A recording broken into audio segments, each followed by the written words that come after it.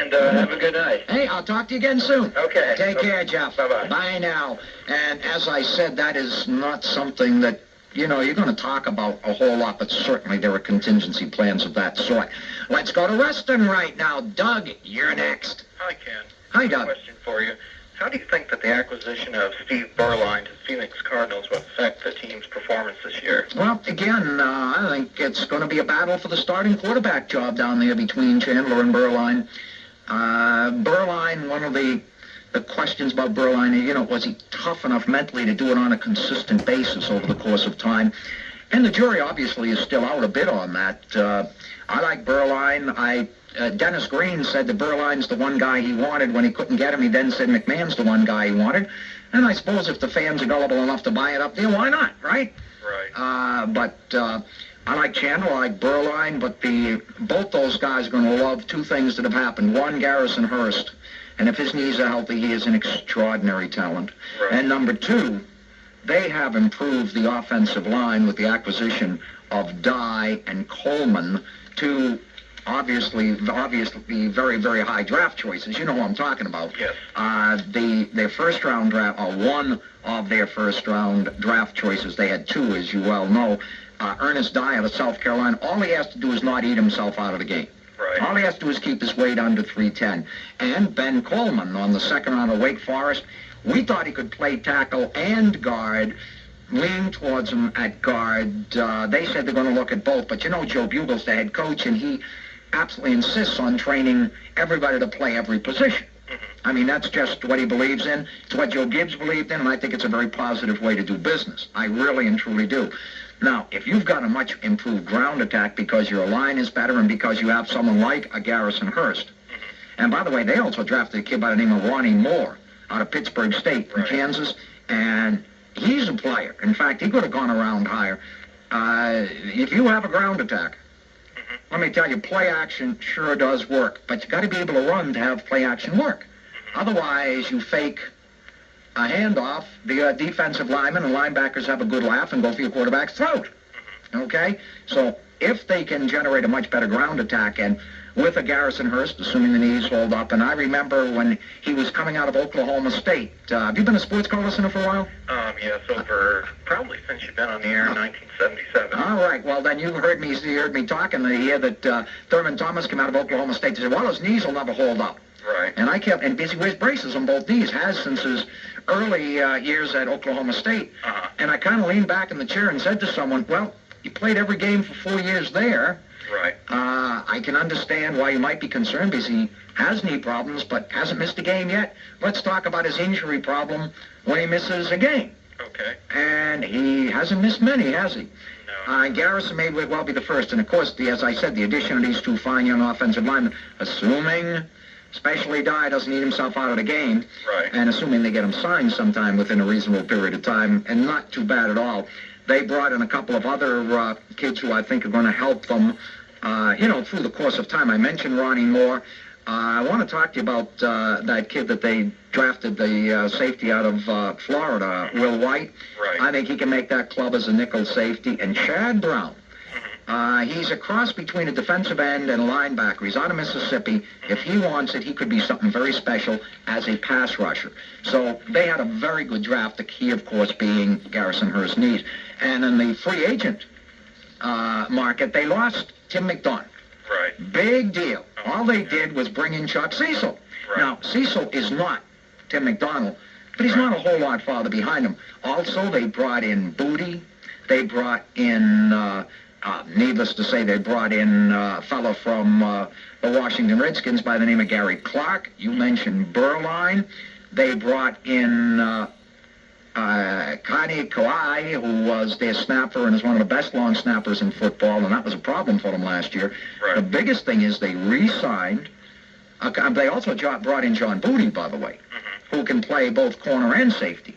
But they kept Ricky Prohl, great young wide receiver. I call him a Pat Tilley with speed. Right. And when you've got Prohl and Jones and Clark and Randall Hill, you've got some guys who can flat play. And they also managed to hold on to Tyrone Stowe, He's their, middle linebacker and a great special teamer. This is a club that's got a lot of talented linebacker. I don't know how the defensive ends are going to play, but assuming the two monsters inside, including Stowe, who was Swan, who was a terrible first-round draft choice, it's going to be very interesting. Good secondary. In fact, I think Anias Williams is on the verge of being a real star at corner. And what can you say about Massey? He didn't play bad last year either. Oh, yeah. So they got two fine young corners. They brought in Booty. They re-signed Jay Taylor, who was their nickel corner last year. That could be a very good football team. Yeah. That could be a very good football team. I agree. Well, Ken, it was good talking with you. Oh, it was my pleasure. Sure. And I'll tell you something. It couldn't happen to a nicer guy if Joe Bugle, because, boy, he could use some help because Bidwell, his owner, is a negative rather than a positive. I hope they hang on to Joe Bugle. He's doing a great job with them. Yep. Okay. Thanks a lot. Hey, I thank you so much for the call. Bye now. From Tammy. Anybody want any? Wait, is Tammy like your girlfriend now? No, are you sure? Are you sure? Have you been back there kissing Tammy? Huh? Have you? Oh, don't you do that to me. We've got to take a quick break. We'll be right back with more of It's a Wonderful Life, the Dynamite version, right after this. Oh, Merry Christmas! And we're back on great radio stations like 1520, WWKB, the Big KB Radio, Buffalo, News Talk 610, WIOD Miami, and WCJU, Columbia, Mississippi. All right, we are into It's a Wonderful Life. If you're a fan of the movie at all, I'm sure you'll recognize a lot of the dialogue, but perhaps you don't remember the movie moving quite this slowly. I think what we're going to do is do a little selective editing here. Now, the parts that we've decided we've got to have in are the run on the bank. You got to have that. Yeah. You got to have George getting mad at Uncle Billy and slapping him around. You got to have the guy in the cab pick up George, take him around town, show him what his life would be like if he wasn't around. You got to have the big scene with George and Potter, and then you wind it up with a big happy party. Now, have I left out any important parts? Do you think you could selectively edit as we go along here? Well, let's get into the scene with the savings and loan, with the run on the bank. All right, now I think we can go past this part where George and Mary are talking about going for their honeymoon. Go to page 202. To page 202. All right. Yeah, I'm with you. Hold on. Maybe back on page 200. Or no, 202. You're right, Buzz. I'm with you. All right. Page 202. Or no, you know what? Let's start on page 201. Because it says right there, don't look now. There's something funny going on over there at the bank. Or page 200. I'm sorry, Buzz. Okay. Page 200. I think we should also say here that Mary and George got married. Duh. Well, no, I'm kidding. Right? I think most people know that Mary and George ended up getting married. Although I guess there are some... Diana has never seen the movie. Have you, Diana? No. So I take it back. You did not know that Mary and... Well, Diana, Mary and George get married. And now we're at the point in the movie now where they're just about to go on their honeymoon, right? George has saved up a bunch of money for their honeymoon. That's right. He's ready. And they're ready to go on a fabulous honeymoon with a lot of money. Now, Buzz, can you ad-lib any kind of intro for us here? Well, as I was saying before the break, George and Mary got married and, of course, went to Ernie's cab to take off on their honeymoon. So we start with Ernie, who's talking to passerby. Hey, don't look now, but there's something funny going on over there at the bank, George. I've never really seen one, but that's got all the earmarks of a run. Hey, Ernie, if you got any money in the bank, better hurry. George follows the crowd to the Bailey Building and Loan and unlocks the door and enters to find Uncle Billy. Here we go. I'm here. Hey, you moron, why didn't you call me? I just did, but they said you left. This is a pickle, George. This is a pickle. All right, now, what happened? How did it start? How does anything like this ever start? All I know is the bank called our loan. When? About an hour ago, George, I had to hand over all our cash. All of it? Every cent of it! And it still was less than we owe. Holy mackerel, Jesus Christ! And then I got scared, George. And I closed the doors. The whole town has gone crazy. Just ring, ring, ring. Hello?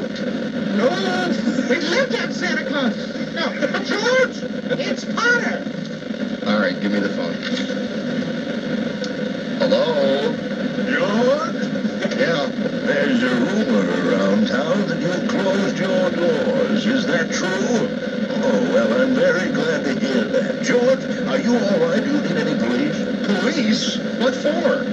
Well, mobs get pretty ugly sometimes. You know, George, I'm gonna go all out to help in this crisis. I just guaranteed the bank sufficient funds to meet their needs. They'll close up for a week and then reopen. Hey, Uncle Billy, you idiot, listen to this. He just took over the bank. I may lose a fortune, but I'm willing to guarantee your people, too. You just tell them to bring their shares over here, and I will pay them 50 cents on the dollar. Oh, you never miss a trick, do you, Potter? Well, you're gonna miss this one, old man. If you close your doors before 6 p.m., you'll never reopen. And now all the people are going crazy. There's like sirens going outside. There's a big run on the bank. And now I'm standing here in front of a bunch of angry people. People, can you be angry, please? Where's my money? All right, now, hold on. Hold on, my money. Hold on. Back off. I got some news for you folks. I just talked to that old crew Potter, and he has guaranteed cash payments at the bank. The bank is going to reopen next week. But George, I got my money here. Did he guarantee this place? Well, no, Charlie, I didn't even ask him. You know, we don't need Potter over here. I'll take mine now. No, but you're thinking of this place all wrong. As if I had the money back in the safe. Your money is not here. Your money is in Joe's house. And you, Kevin, right next to yours. And you, Billy, in the Reed house. And you, Sherry, and 100 others. While you're lending them the money to build, and they're going to pay it back to you as best they can. Now, what are you going to do? Foreclose on them? I got $242 in here, and $242 isn't going to break anybody. All right, Tom, here you are.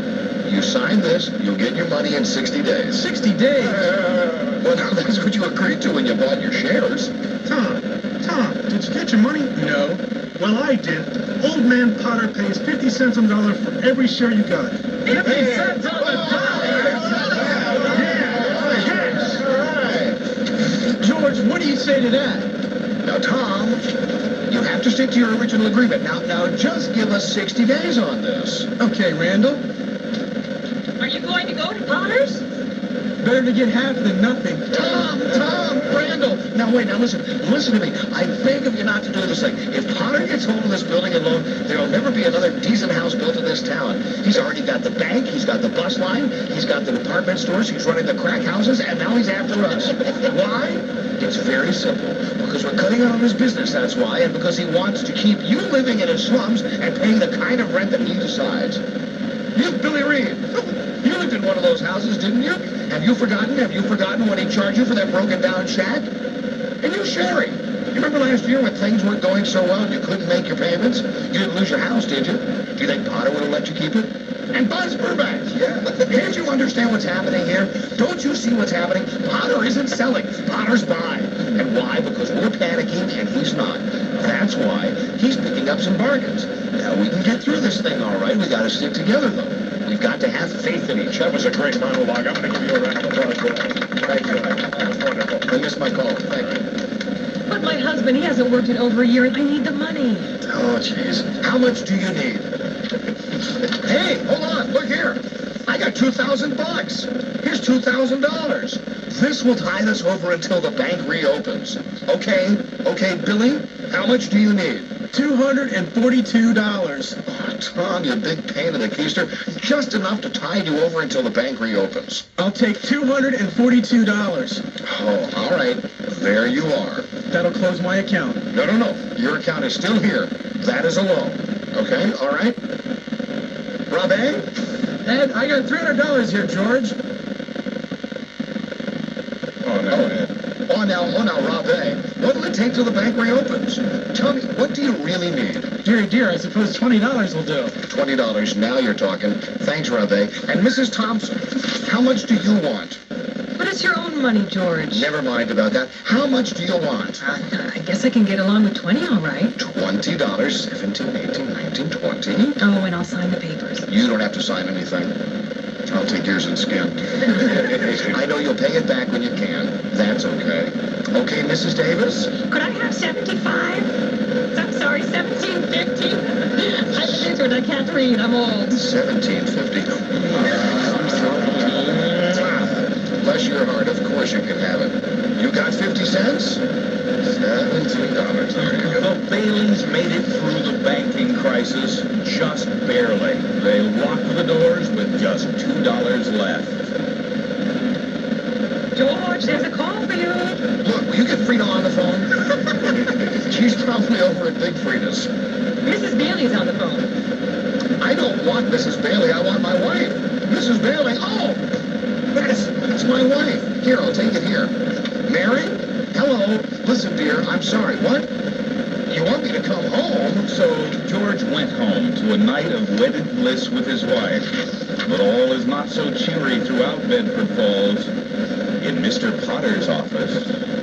Look, Mr. Potter, it's no skin off my nose. I'm just your little rent collector. But you can't laugh off this Bailey Park anymore. Look at it. Mr. Potter, Congressman Glass is here to see you. Don't tell the congressman to wait. Go on. 15 years ago, a half-dozen houses stuck here and there. There's the old cemetery, squirrels, buttercups, daisies. Used to hunt rabbits there myself, but look at it today. Dozens of the prettiest little homes you ever saw. 90% owned by suckers who used to pay rent to you. The old Potter's Field, my dear Mr. Employer, is becoming just that. And all the local yokels making with those David and Goliath wisecracks. No, they are they? No. Even though they know the Baileys haven't made a dime out of it. You know why very well. The Baileys were all chumps. Every one of those homes is worth twice what it cost the building and loan to build. If I were you, Mr. Potter... Well, you're not me. Yes. You're Robbie, damn it. As I say, it's no skin off my nose. But one of these days, this bright young man is going to be asking George Bailey for a job. The Bailey family has been a boil, a shanker on my neck long enough. And so the evil Mr. Potter sets up a friendly meeting with his archenemy, George Bailey. Thank you. Wow, that's quite a fatty you've just given me. Don't bogart that fatty, Mr. Potter. You like it? I'll send you a box. Well, I suppose I'll find out sooner or later, but just what exactly did you want to see me about? George, that's what I like. That's what I like about you. George, I'm an old man, and most people hate me. I hate you. But I don't like them either, so that makes it all even. You know, just as well as I do that I run practically everything in this town with the Bailey building alone. You know also that for a number of years I've been trying to get control of it or kill it, but I haven't been able to do that. You've been stopping me. In fact, you've beaten me, George. And as anyone in this country, or this county for that matter, can tell you, that takes some doing. Take during the Depression, for instance. You and I were the only ones that kept our heads. You saved the building and loan, and I saved all the rest. Well, most people say you stole all the rest. The envious ones say that, George. The suckers. Now, I've stated my side very frankly. Now, let's look at your side. Young man, 27, 28, married, making, say, 40 a week. Hey, no, I need 45. 45, out of which, after supporting your mother and paying your bills and your crack habit, you're able to keep, say, 10 if you skip. A child or two comes along, you won't even been able to save the 10. Now, if this young man of 28 was a common, ordinary yokel, I'd say he was doing fine. But George Bailey is not a common, ordinary yokel. He's an intelligent, smart, ambitious young man who hates his job, who hates the building and loan, and I'm horny. A young man who's been dying to get out of this town ever since he was born. A young man, smartest from the crowd, mind you. A young man who has to sit by and watch his friends go places because he's trapped. Yes, sir, trapped into frittering his life away playing nursemaid to a lot of garlic-eaters. Do I paint a correct picture, or do I exaggerate? When's the last time you had a solid bowel movement, Mr. Potter? Years, George, years. What is your point? My point is I want to hire you. Please, hire me. I want you to manage my affairs, run the properties, George. I'll start you out at $20,000 a year. $20,000? Do like the DJ do. $20,000? $20,000 a year? You wouldn't mind living in the nicest house in town, buying your wife a lot of fine clothes, a couple of business trips to New York a year, maybe once in a while Europe. You wouldn't mind that, would you, George? Would I? You're not talking to someone else around here, are you? You know, me? Me personally, George Bailey? Oh, yes, George Bailey, whose shit has just come in, providing he has the brains enough to climb aboard. What about the building and loan?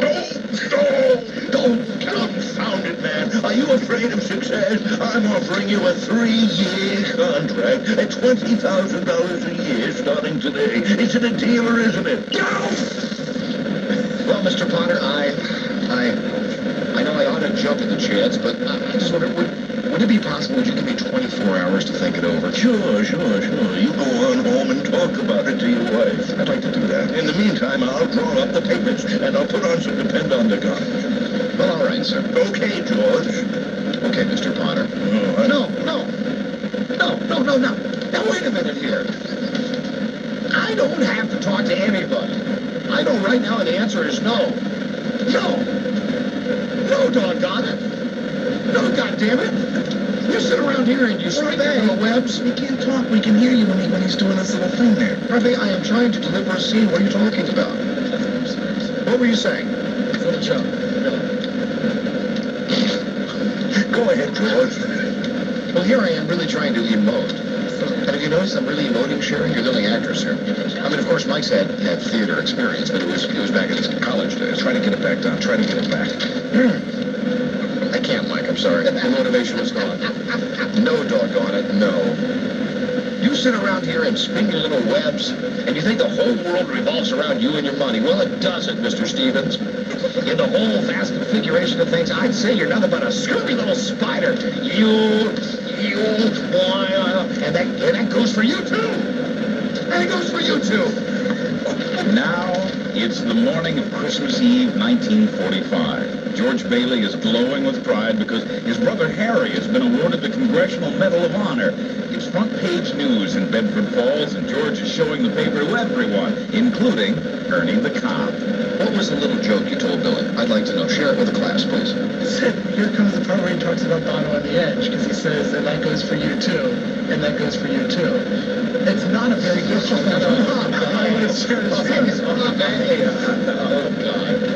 I've been watching the movie for a long time. I've always made that joke. I'm sorry, guys. I'm sorry I ruined Christmas. You too. Where were we, Buzz? I'm sorry, I lost my place. We're ready to start the last half there. George is showing everyone the newspaper about his brother Harry winning the Congressional Medal of Honor, and he's right now showing it to Ernie the cop. Hey, Barney, what are you doing? What do you need, son? Daddy's right in the middle of my biggest acting job ever. What? You don't know where Billy put what? Oh, your little toy? Your little rap toy? Okay, have a good time. He loves the toys Uncle Mike gave. He's been a good boy today. All right, so now I'm talking to Ernie the cab driver, right? Right. Hey, Ernie. Look at that. Man, it's gonna snow again. What do you mean it's going to snow again?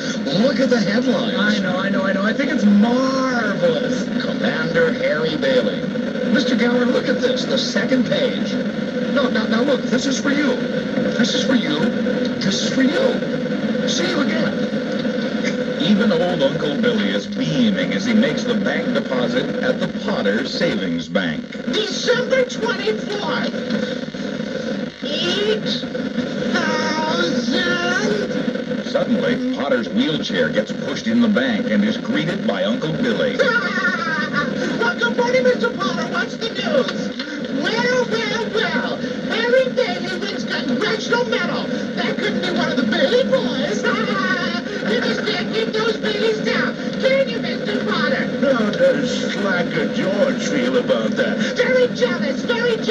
He only lost 3 buttons off his vest. Of course, Slacker George would have gotten 2 of those medals if he had gone. Bad ear. Yes. Unfortunately, the doddering Uncle Billy leaves the bank deposit folded up in Potter's newspaper. A regrettable error. After all, Potter, some people like George had to stay home. Not every deal was in Germany and Japan. Good morning, Mr. Bailey. Good morning, Horace. I guess you forgot something. What? You forgot something. What? Well, aren't you going to make a deposit today? Sure I am. Well then, Brainiac, it's usually customary to bring the money with you. Oh, shucks. I know I had. I'm so bewildered. How about that one there? Oh, man. Meanwhile, back at the Building and Loan. You just make yourself at home, Mr. Carter. I'll get these books for you. Oh, hello, Vi. George, can I see you for a second? Why, of course you can. Just come right back here to my love room. Uncle Billy, talk to Harry. He's on the telephone. All right, Uncle Billy. Long distance, Harry of Washington. Here's Harry on the phone. Your nephew, remember? Here he is. Hello? Yes, Harry, yes, everything's fine, Click. I should have my head examined. Oh, my God, $8,000. It's got to be somewhere. What am I going to do? All right, now I'm going with this. Here you go. Violet, this is for you. Character. If I had any character, It takes a lot of character to leave your hometown and start all over again. No, George, don't. No, here, take the money. You're broke, aren't you? I know, but I can't. Hey, listen, what do you want to do? Phone sex? You want to walk to New York? You know, they charge for meals and rent up there just the same as they do in Bedford Falls. Yeah, sure. Listen, it's a loan. That's my business, building and loan. Besides, you're going to get a job. Good luck to you. I'm glad I know you, George Bailey. Give me a kiss on the cheek. Say hello to New York for me. Yeah, sure I will. Now, let's hear from you.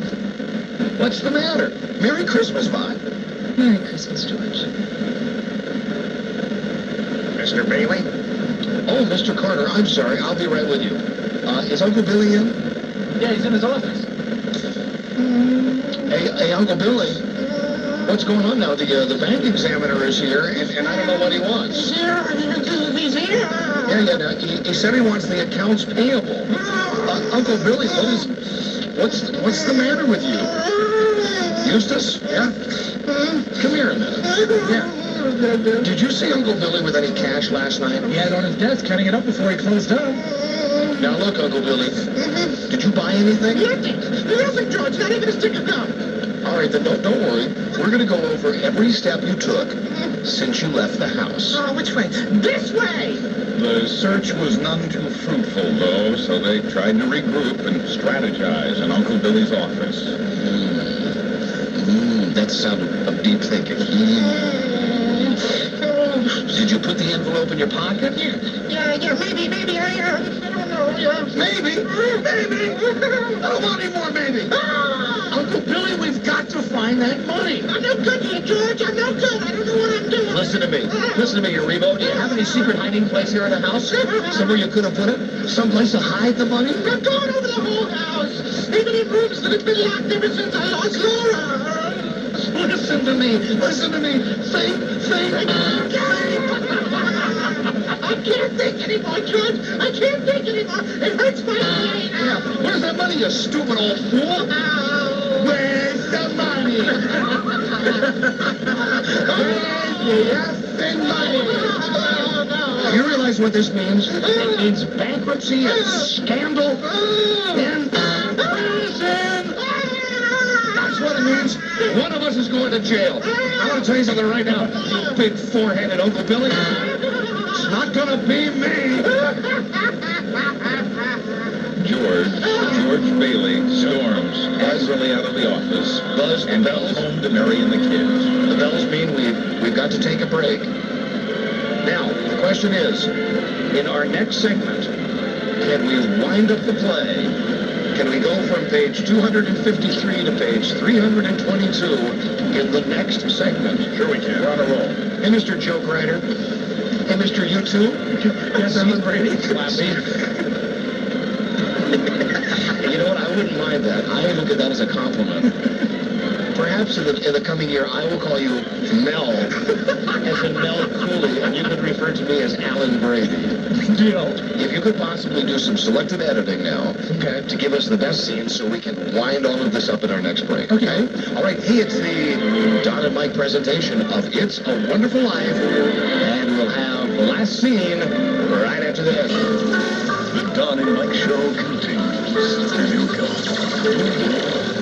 Here comes Santa Claus. Here comes Santa Claus. All right, cast, please return. Come on now, 10 places, everyone. For the final act. Now, has Federico, what's the name of the director that just died? Fellini. Has Fellini Spiewak made the edits of the script? I believe he has, Don. Destroying my masterpiece. No, I think we can do the Potter scene, which starts on page 265. Let me go ahead to page 265. Good, you cut out a lot of useless stuff there. I have my script. Page 265, okay. And then where do we go after that? I would guess after we finish that, we could go to where he sings Clarence's Life, page 276. Okay, to 276. Gotcha. And then it's we could go as far as we think that we need to prove that George really shouldn't have died. Then we can go to page 308 and wind the whole thing up. That's the happy part. All right, great. Page 308, that's the happy part. 5, 6, 7, 8. Since I may be the director, but if you're the producer, you're going to have to know when to make the time cut. I'll let you know. Cool. I'll let you know, funny boy. Thank you, Alan. Shut up, Mel. Give me a toupee. You know, the best Dick Van Dyke show ever was the one where Laura Petrie went on the game show, and the slick host got her to admit that Alan Brady wears a toupee. Right. And then when Laura went into Alan Brady's office to apologize, he had like 8 mannequin heads, and all of them were wearing the little pieces of hair, and he yelled at Mel, shut up and comb my toupee. And Mel would have to be, no, never mind. You know, next year maybe we'll do a Dick Van Dyke episode. That's it.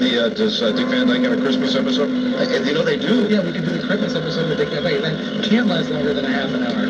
All right. Well, you know, I happen to think that there have got to be some people out there who enjoy It's a Wonderful Life, or are kind of, in a weird way, following along with what we're doing. You know, we'll wait for the feedback, and who knows, maybe this could be some sort of twisted tradition. But on the other hand, I know we've had at least one person call the station today. I've just told them very unhappy with our little radio play, would like us to go back to having women play their vibrators on the radio. Oh, dear me. Well, you can't please everybody. And besides, it's our last show before Christmas. That's right. So come on, give us some slack. We're having some fun. That's right. We're putting on a little play here. And it's going to be the bestest play ever, right, gang? Yeah. What about Cuba having some food?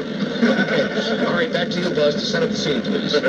George. Yeah, that's right. George, a broken man, ends up at the office of Mr.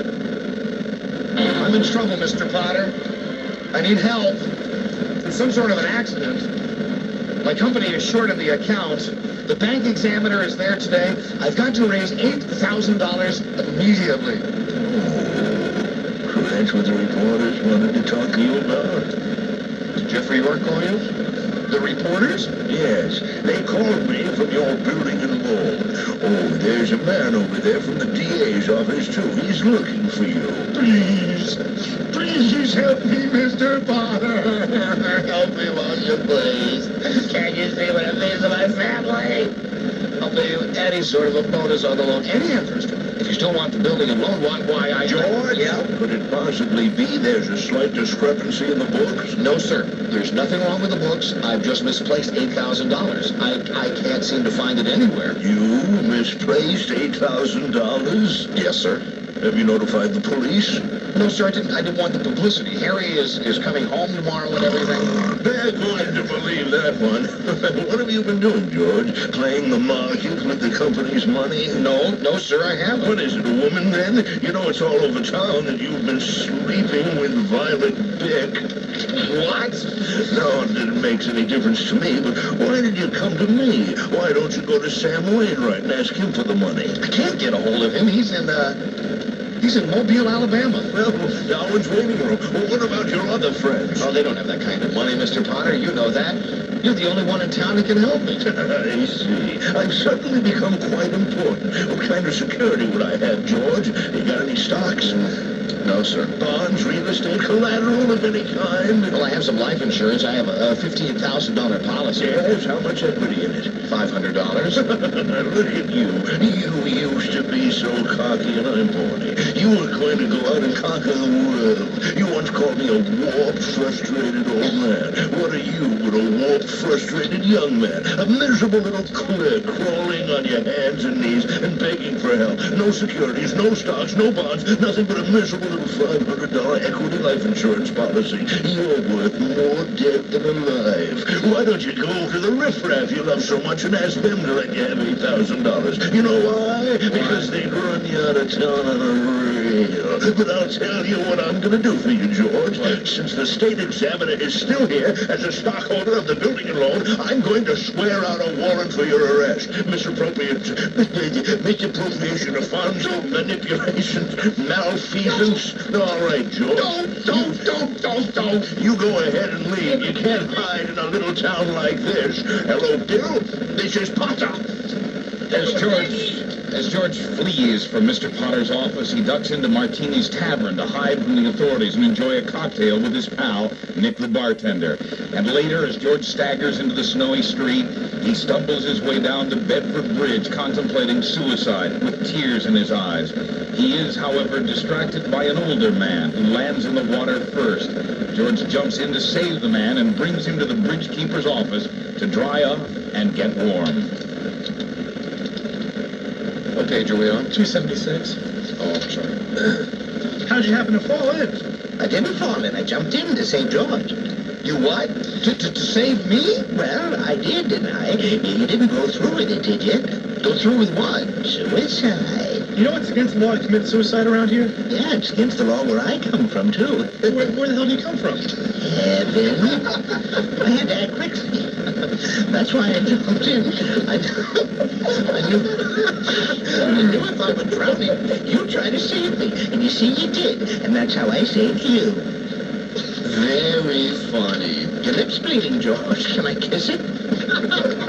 Well, I got a bust in the jaw in answer to a prayer a little ago. Oh, no, George. I'm the answer to your prayer. That's why I was sent down here. I'm casually interested.